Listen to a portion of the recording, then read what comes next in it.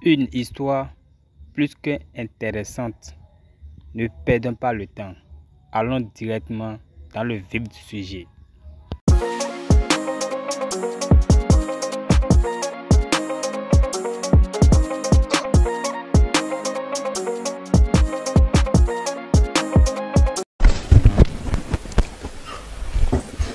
Le 23 mars 2014, je perds mon père. Ma mère étant en exil à Cotonou, elle appelle le ministre Assoua Adou qui était en exil à Accra comme moi. Elle l'appelle surtout parce qu'elle me sait très proche de lui pour lui demander de trouver les mots qu'il faut pour m'annoncer le décès de mon père. Avant qu'il n'arrive chez moi, un ami, pensant que j'étais déjà informée, m'a malheureusement annoncé la mauvaise nouvelle que tout le monde me cachait. Avant de perdre mon père, je ne savais pas ce qu'un enfant pouvait ressentir quand il perd un parent. C'est seulement ce jour-là que j'ai compris. Et c'est depuis ce jour que je sais que quand tu ne sais pas une douleur, quand tu ne connais pas une douleur, il faut t'abstenir de trop parler.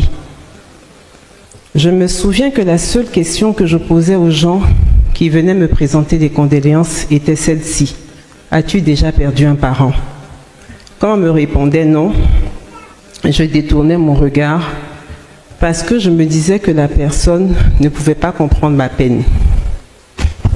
Mais quand une personne me répondait oui, je démarrais avec des questions du genre « Est-ce que ça va passer? À partir de quel moment vais-je commencer à supporter l'absence de mon père ?» Patati patata. Je connaissais le ministre Kone Katina, mais je n'étais pas proche de lui.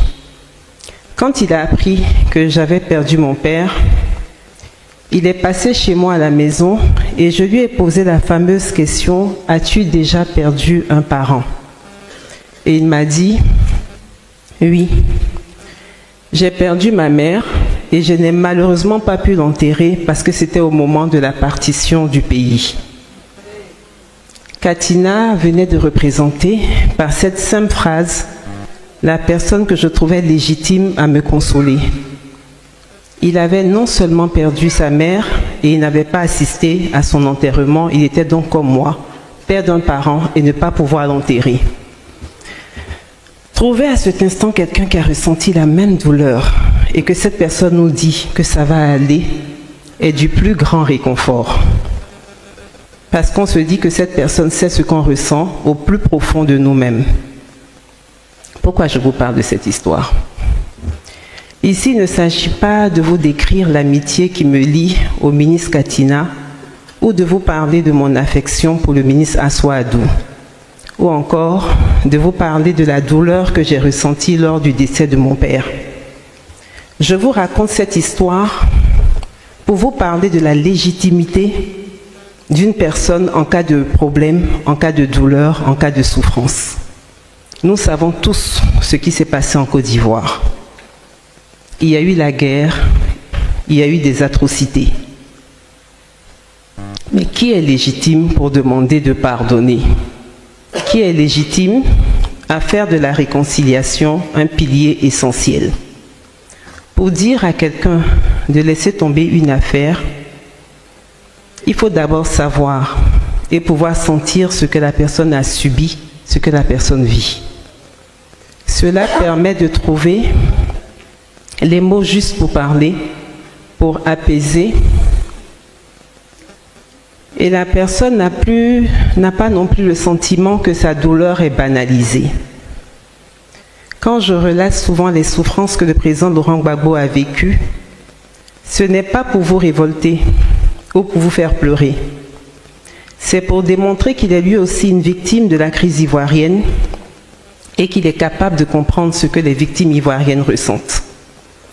C'est vrai qu'on ne peut pas comparer son cas au cas de certaines victimes qui ont connu l'horreur, mais ayant subi lui aussi certaines choses, il est légitime de parler aux victimes.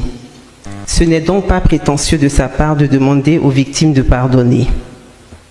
Pour le président Laurent Gbagbo, le pardon passe par l'éclatement de la vérité. Il faut qu'on sache qui a fait quoi et pourquoi. Il veut que les vérités soient dites de part et d'autre. non pas pour aggraver la situation, mais pour qu'on ne reproduise plus les erreurs du passé. Mesdames les mamans, la vérité ne doit pas effrayer. Aujourd'hui, quand tu dis la vérité, il y a des gens qui ont peur et ils détestent cela. Ils font croire que cela va à l'encontre de la paix sociale. Alors que nous savons tous que la vérité, ou plutôt nous savons tous que la paix se nourrit de vérité.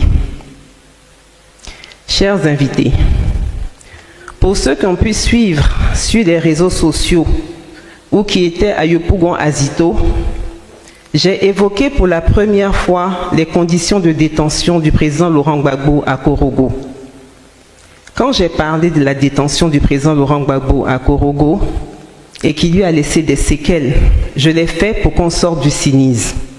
Tu ne peux pas être à la base d'une situation malheureuse et te permettre d'en rire. C'est révoltant et ça ne se fait pas. Quand j'ai parlé de la détention du chef à Korogo, je l'ai fait pour dire que lui aussi a subi des traumatismes mais qu'il a pardonné. Et qu'il peut se permettre de dire de pardonner, non pas pour lui, mais pour le bien de la Côte d'Ivoire. Et il s'est trouvé des gens pour me menacer, sous prétexte que je pousse à la révolte. Pour le moment, je tais le nom de ces personnes parce que notre rencontre n'est pas destinée à cela. Mais ce n'est pas bien et ça ne se fait pas. Moi, je ne suis pas une belliciste. Je ne suis pas une vate en guerre. Aujourd'hui, nous sommes dans une dynamique de prise de pouvoir. Je ne vais pas vous entraîner, vous les partisans du président Laurent Gbagbo, à ruminer le passé. Mais vous avez besoin de savoir ce que le chef a résisté. À tout ce que le chef a subi, vous avez le droit de le savoir. Vous avez besoin de savoir que le chef a résisté et qu'il s'est relevé de ses douleurs pour vous. Vous avez besoin de savoir que votre chef a réussi à pardonner. S'il a pu le faire, c'est qu'aucun obstacle ne devrait vous faire peur. Et ça, je le dirai à chaque fois qu'une occasion me sera donnée. Mesdames, Messieurs, le président Laurent Gbagbo fait partie des personnes qui sont légitimes à demander aux victimes ivoiriennes de pardonner. À la seule différence, le chef ne bruse pas les victimes dans leur cheminement vers le pardon. Il demande à chaque victime de prendre son temps parce que chaque cœur a son calendrier. Pour le chef, la meilleure manière d'aider les gens à se libérer de leur fardeau, c'est de libérer la parole. Il estime que pour qu'on parvienne au pardon, il faut laisser les gens exprimer leur souffrance. On ne doit pas interdire aux gens de dire ce qu'ils pensent, ce qu'ils ont subi, sous prétexte qu'on veut aller à la paix.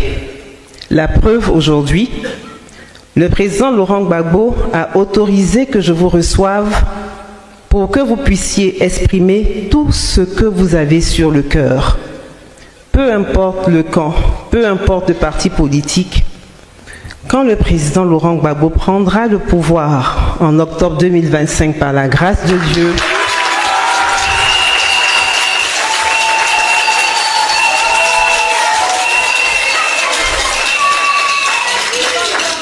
quand le président Laurent Gbagbo prendra le pouvoir en octobre 2025, Inch'Allah, il organisera des rencontres où chacun dira ce que l'autre lui a fait de mal et ce qu'il a perdu. Après toutes ces rencontres, toutes les victimes des crises successives seront recensées et dédommagées.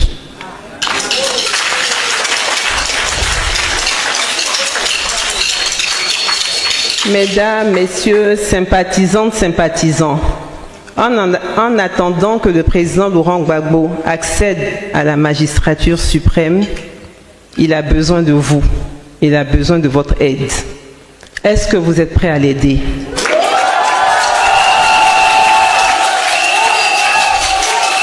Je reprends. Est-ce que vous êtes prêts à l'aider?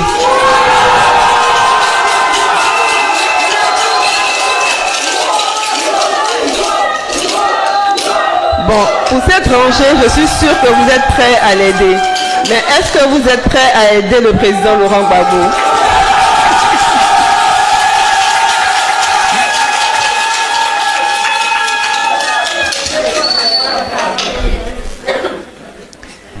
Pour l'aider, il y a quelques conditions. Je ne vais pas toutes les énumérer, mais je parlerai de 2 conditions. La première condition pour aider le président Laurent Gbagbo, il faut que vous renonciez à la peur. N'ayez pas peur. En suivant le président Laurent Gbagbo, il y a des attaques dedans. Il y a des menaces dedans. Il y a même la prison dedans. Mais ce qu'il y a dedans aussi, c'est qu'il y a aussi la gloire dedans.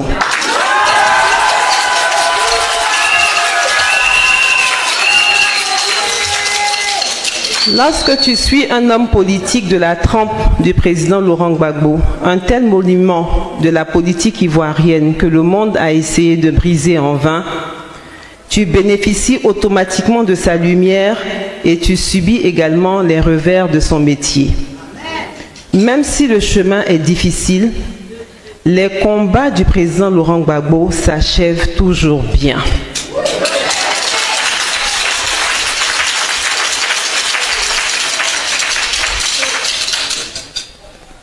Pour moi qui vis à ses côtés, je me dois de partager avec vous, ses partisans, la force et l'espoir que le président Laurent Gbagbo me transmet à la maison.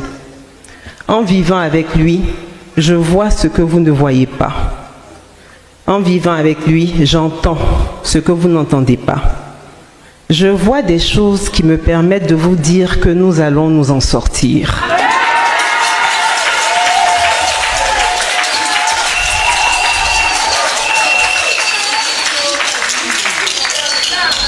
J'entends des choses qui me donnent de la force pour venir vous dire, tenez bon, nous allons gagner parce que nous n'avons jamais été aussi proches du but.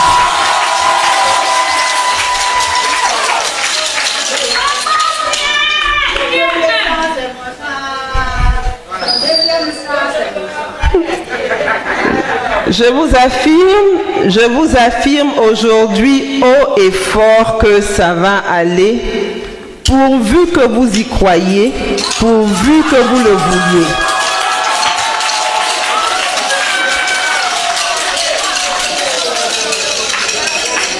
Mesdames, Messieurs, la deuxième condition pour aider le président Laurent Gbagbo, c'est le pardon. Il faut que vous laissiez tomber toutes les frustrations. Vous avez souhaité me rencontrer et le chef m'a encouragé à vous recevoir parce que nous avons appris que vous avez gros sur le cœur. Il fallait donc créer un cadre d'échange pour vous permettre de vider tout ce que vous avez sur le cœur, de vous décharger. Vous avez donc parlé, vous avez dit vos vérités. Nous avons tous entendu vos paroles, vos frustrations et je les comprends.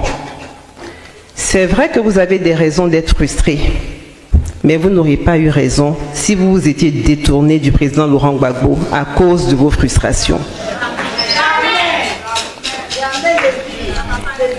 Comme je le dis souvent, le chef a été absent pendant 10 ans.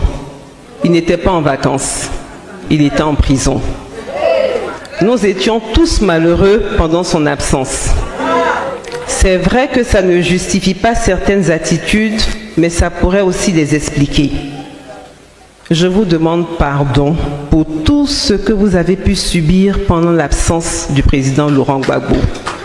Je vous demande personnellement pardon. Est-ce qu'au moins le pardon est accepté?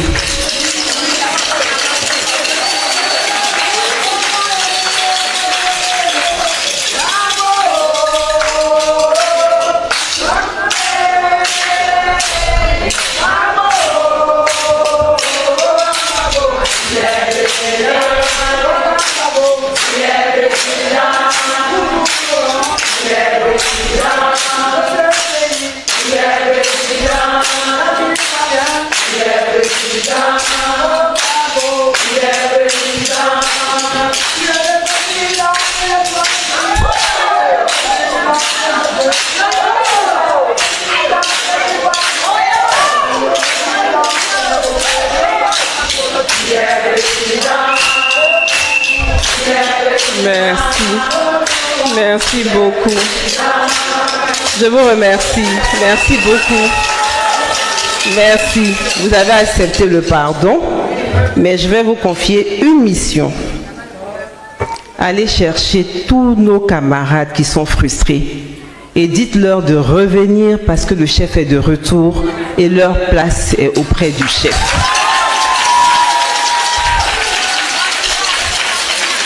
Vous leur direz que le président Laurent Gbagbo n'est la propriété privée de personne et qui vous appartient à vous tous.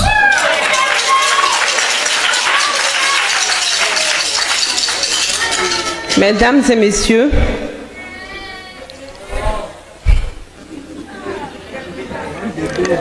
comme je l'ai dit, le président Laurent Gbagbo était en prison. Mais il n'était pas en prison parce qu'il a volé, parce qu'il a tué. Il était en prison parce qu'il faisait un bon travail pour nous, les Ivoiriens, et ça n'a pas plu. Le travail qu'il faisait, c'était pour que le planteur de café cacao fixe lui-même le prix de ses produits. Le travail qu'il faisait, c'était pour que la Côte d'Ivoire ne soit plus endettée. Le travail qu'il faisait, c'était pour qu'on ne parle plus d'enfant d'eux, mais de l'enfant de pauvre qui est devenu quelqu'un. Le travail qu'il faisait, c'était pour qu'on parle de nouveaux hommes d'affaires ivoiriens qui ne sont pas que des hommes politiques. Le travail qu'il faisait, c'était pour que nos enfants partent à l'école gratuitement. Le travail qu'il faisait, c'était pour que le pouvoir appartienne au peuple. Le travail qu'il faisait, c'était pour que le peuple se soigne gratuitement grâce à l'assurance maladie universelle.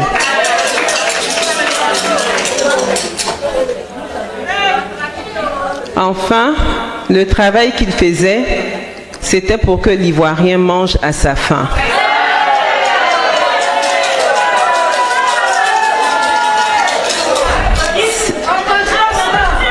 C'est tout ce travail qu'il faisait, c'est tout ce travail qu'il faisait,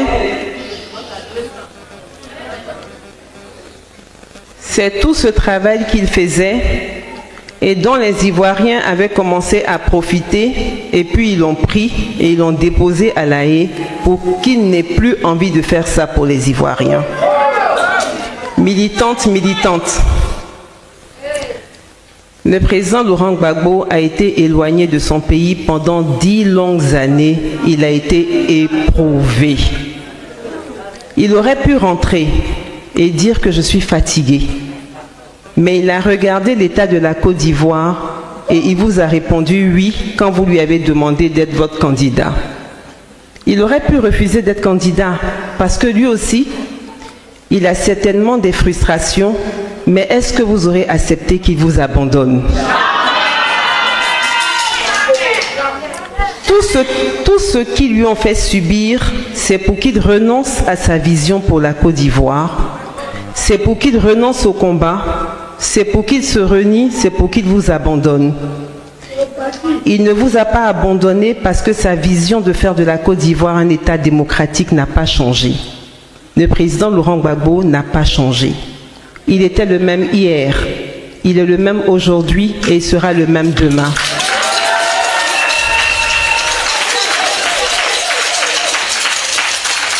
Sa vie, il l'a consacrée à vous pour que la Côte d'Ivoire devienne un pays démocratique. La démocratie est la meilleure chose qui puisse arriver à un pays africain et Dieu merci, le chef n'a pas besoin de beaucoup d'années pour instaurer la démocratie en Côte d'Ivoire. Il lui faut seulement 5 ans, comme il a dit lui-même, pour fixer les clous.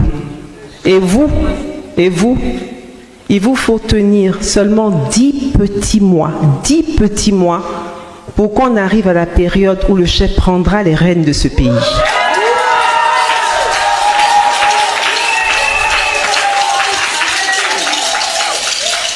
Maman pionnière, Madame Zogba Chantal, Madame Sawa Elisabeth, vous qui avez suivi le président Laurent Gbagbo pour sa vision, je suis contente de votre présence. Vos mots nous ont fait plaisir et ça nous a rendu par moments tristes. La salle étant petite, il y a des personnes qui n'ont pas pu venir. Il faut leur dire de ne plus regarder les actes de X ou Y pour se détourner du combat du chef. En vous détournant de son combat, vous vous détournez de tout le combat que vous avez mené depuis 90 pour certaines. En vous détournant de son combat, vous vous détournez de l'héritage de vos enfants et de vos petits-enfants. En plus, ce n'est pas maintenant que nous sommes au bout de la lutte que vous allez laisser d'autres profiter du fruit de votre combat. Vous faites bien de rester avec le président Laurent Gbagbo. Allez dire aux autres camarades qui hésitent à le rejoindre ou à revenir que la porte du PPACI leur est ouverte et ne leur sera jamais fermée. Makori a toujours été le bastion du président Laurent Gbagbo. Makori doit lui revenir et je le dis sous l'autorité du président exécutif et je compte sur vous pour que Makori revienne au président Laurent Gbagbo.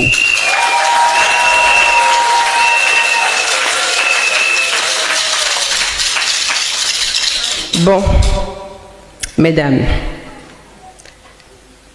j'ai fait un peu la talakou de mon mari. Est-ce que je peux? Alors, mesdames, la Côte d'Ivoire a de la chance d'avoir un monsieur comme le président Laurent Gbagbo.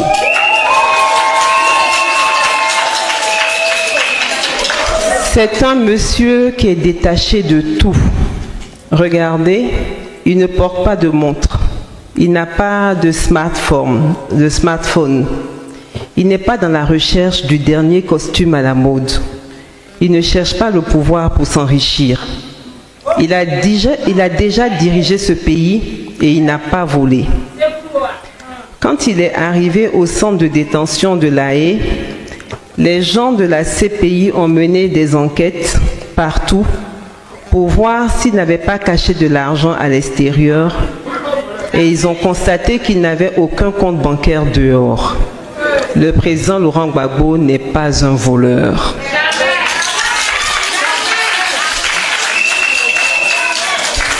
C'est pour cette raison qu'il a été déclaré indigent par la CPI. Indigent, c'est qu'il a été déclaré pauvre par la CPI.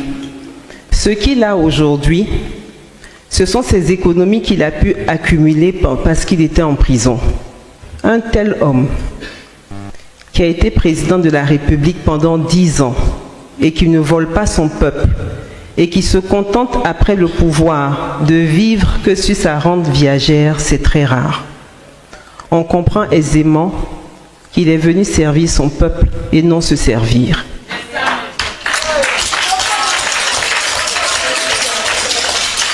L'ambition du président Laurent Gbagbo, c'est de prendre le pouvoir pour vous le rendre. C'est pour cette raison qu'il a toujours dit, et cela depuis le début de sa carrière politique, « Donnez-moi le pouvoir et je vous le rendrai ».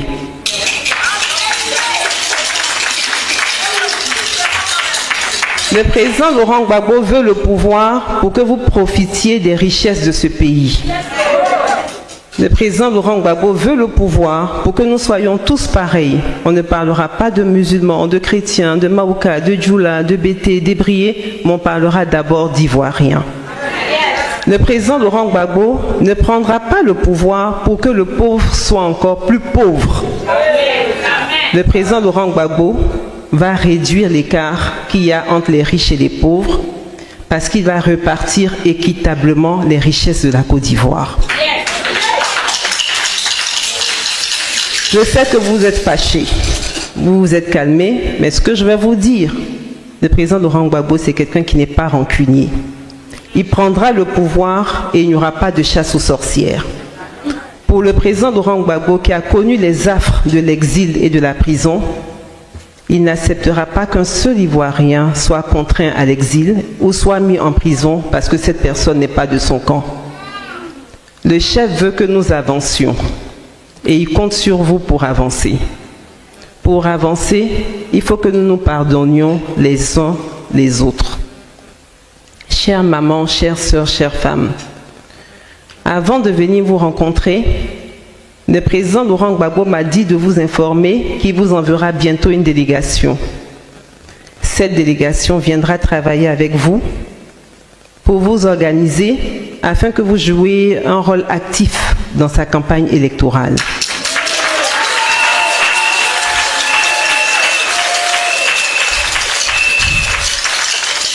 Au cours des assises qui ont eu lieu le samedi 11 janvier dernier, vous en avez parlé tout à l'heure, le président Laurent Gbagbo a souhaité que les femmes soient ses messagères.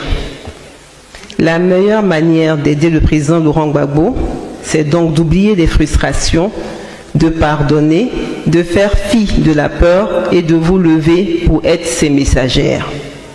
Vous allez devoir parcourir les quartiers, les villages, les villes, pour parler des 10 engagements du président Laurent Gbagbo. Il y a un engagement que moi j'aime beaucoup, c'est l'engagement où il dit qu'il va faire baisser le coût de la vie. Et puis je dis toujours que nous les femmes, on va pouvoir faire je retiens.